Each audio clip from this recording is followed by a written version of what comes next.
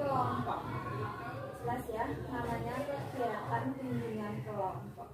Jadi kegiatan bimbingan kelompok ini nanti kita bersama-sama membahas suatu topik yang bukan masalah pribadi ya sifatnya, walaupun kita di sini judulnya bimbingan kelompok, tapi bukan masalah pribadi. Ini masalah yang sering muncul, yang sering kita temui,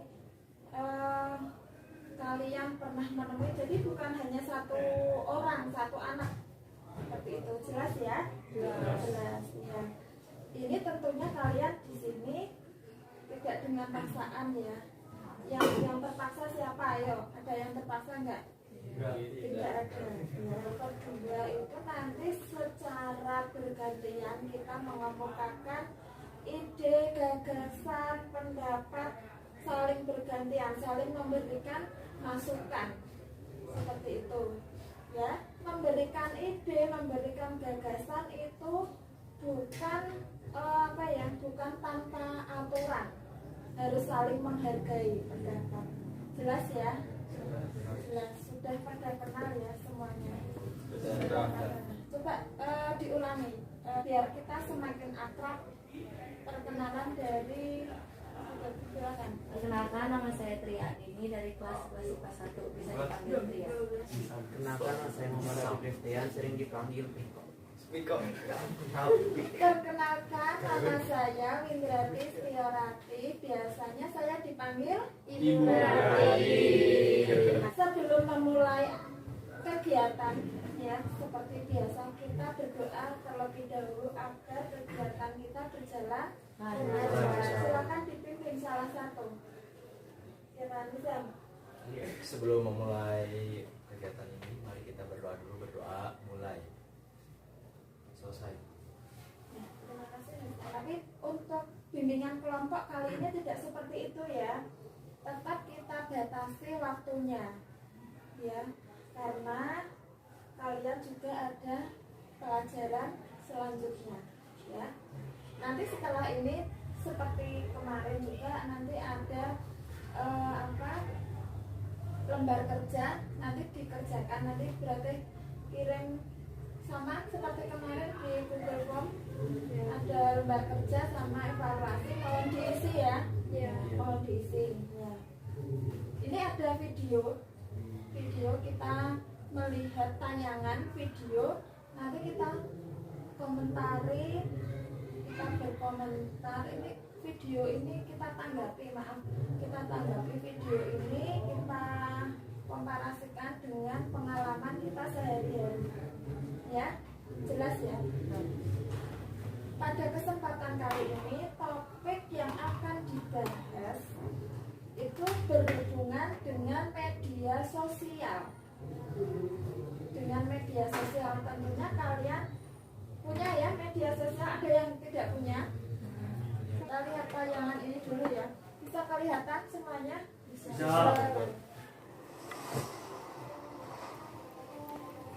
Etika bersosial media. Indonesia adalah salah satu negara dengan jumlah pengguna sosial media terbanyak. Jelas ya? Jelas sekali apa cuma jelas? Jelas. Setelah melihat tayangan ini kok semakin kayak apa ya? Berarti lihat ini. Kita ice breaking dulu, kita bermain dulu biar semangat. Ayo semuanya berdiri yuk. Tangannya dilemaskan yuk, dilemaskan. Sudah. Marina dan Marijo. Yuk konsentrasi ya. Yuk. Di atas menara Marijo menari. Marina menari di atas menara, di atas menara Marijo. Sudah konsentrasinya di sini sudah. Sekarang silahkan duduk. Jadi kalian sudah melihat tayangan ya? Sudah melihat tayangan. Siapa yang berani pertama kali, yang pertama kali mengemukakan pendapatnya berdasarkan pengalamannya menggunakan media sosial. Silakan. Iya, silakan. Ya, baik, dalam penggunaan media sosial itu secara pengalaman saya, dalam media sosial itu kita dapat menemukan berbagai manfaat, diantaranya dalam menggunakan media sosial seperti di Instagram. Di sana terbanyak tutorial dalam menggunakan Word, Excel. Tapi di samping itu juga terdapat beberapa hal negatif, misalnya yang sesuatu yang tidak diinginkan secara tidak langsung dapat muncul dalam Instagram tersebut, ataupun dalam Twitter di laman pencariannya suka ada trending topik seperti itu. Nah, dalam trending topik tersebut terkadang ada beberapa foto atau video yang tidak senonoh seperti itu. Kemudian di Facebook juga kurang lebih seperti Twitter seperti itu. Pengalaman saya dalam menggunakan media sosial dimulai dari umur 9 tahun. Waktu itu saya masih zaman-zamannya Facebook. Ya, waktu itu seperti melihat foto-foto zaman dulu, video-video menarik, seperti bagaimana sih caranya agar anjing bisa nurut sama kata-kata kita kayak gitu. Kemudian berlangsung pas SMP ke Instagram. Nah, di Instagram saya menemukan seperti beberapa video kartun yang tidak ditayangkan di TV, seperti film Nickelodeon yang SpongeBob itu ada beberapa video yang disensor yang tidak ditayangkan oleh KPI. Yang lain silakan menanggapi. Saya Bu, Iya. untuk menanggapi ya mungkin untuk generasi sekarang juga memang seperti yang tadi Uji katakan, bahwa kebanyakan sekarang itu anak-anak mulai dari usia 9 tahun, bahkan mungkin ada yang kurang ya Bu, sering menggunakan sosial media.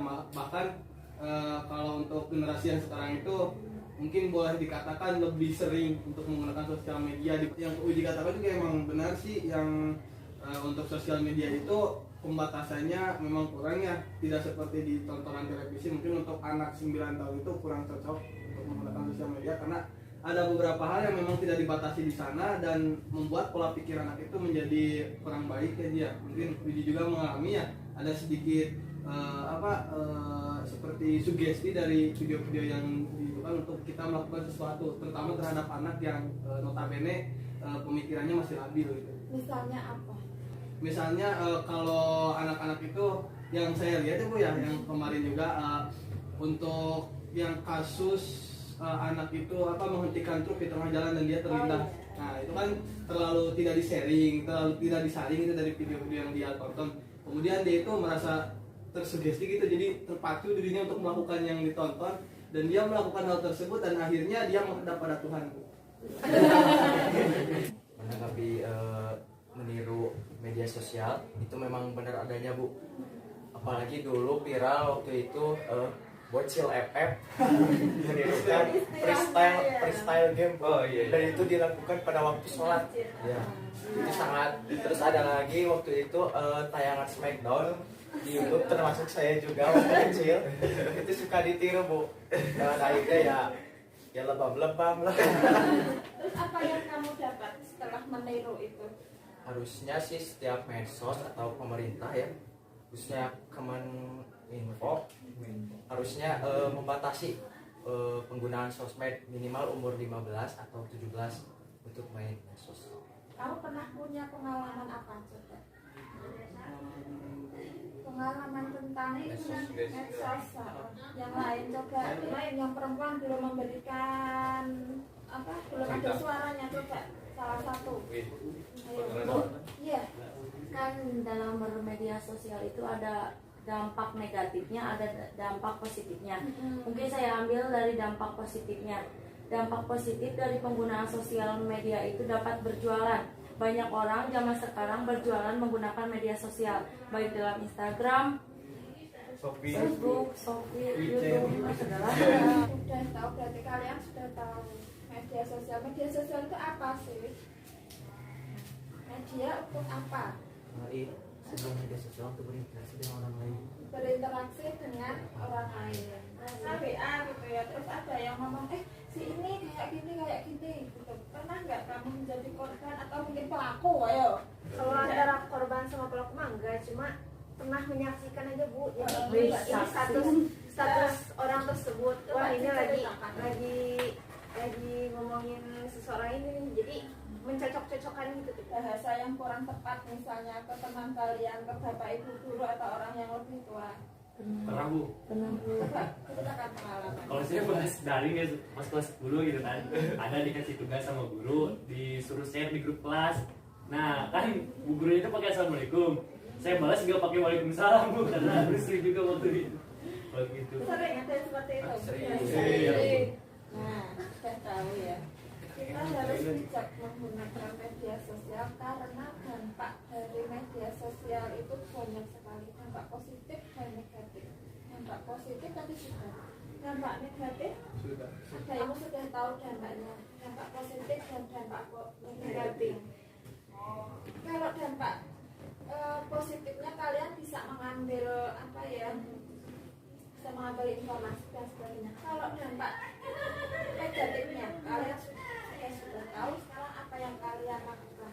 Ya paling diusahain untuk membatasi media sosial. Coba disimpulkan pertemuan kita pada hari ini dengan tema ini, siapa yang bisa menyimpulkan?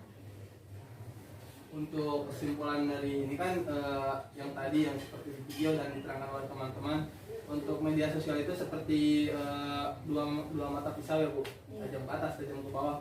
Ya, kemungkinan generasi bangsa itu akan hancur Bu. Indonesia 2045 emas itu mungkin hanya jadi mimpi kalau kita tidak menyadarinya dari sekarang. Jadi yang dewasa itu yang harus bijaksana untuk kemajuan bangsa kita sendiri. Memberikan komentar atau sesuatu yang tanpa dasar itu pun bisa menyebabkan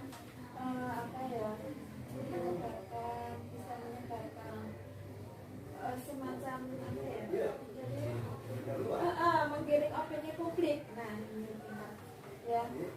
Kalau kita tidak tahu permasalahannya, lebih baik kita tidak usah berkomentar. Ada lagi. Itu kerja di mana? Saring sebelum sharing. Saring sebelum sharing. Ada informasi biasanya sering ya kalau di WA. Nah, ada informasi apa belum dibaca, baru dibaca apanya atasnya langsung di share ke teman-teman. Sering kayak gitu nggak? Ya sering wajahnya sering seperti itu ya.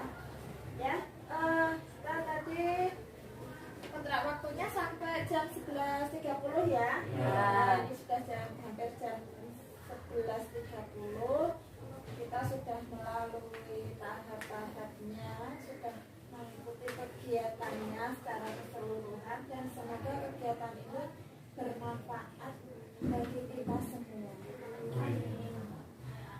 Nanti ada lembar kerja, nanti gratisan ya. Nanti ada evaluasi juga, itu yang seperti yang kemarin itu di GoFoto nanti gratisan ya. Kegiatan bimbingan kelompok ada yang mau ditanyakan nggak dari tema yang kita bahas? Masih ada yang mengganjal mungkin, apa yang belum paham, apa belum jelas, ada yang mau ditanyakan, boleh silakan. Masih ada waktu. Cukup jelas. Jelas. Ya. Kegiatan bimbingan kelompok ini berarti akhiri mana kontrak waktu kita 60 menit ya. Tetap harus kita batasi 60 menit. Terima kasih atas bersama dan partisipasinya. Kalian semua anak hebat, luar biasa ya. Dan untuk mengakhiri kegiatan pada siang hari ini agar bermanfaat bagi kita semua,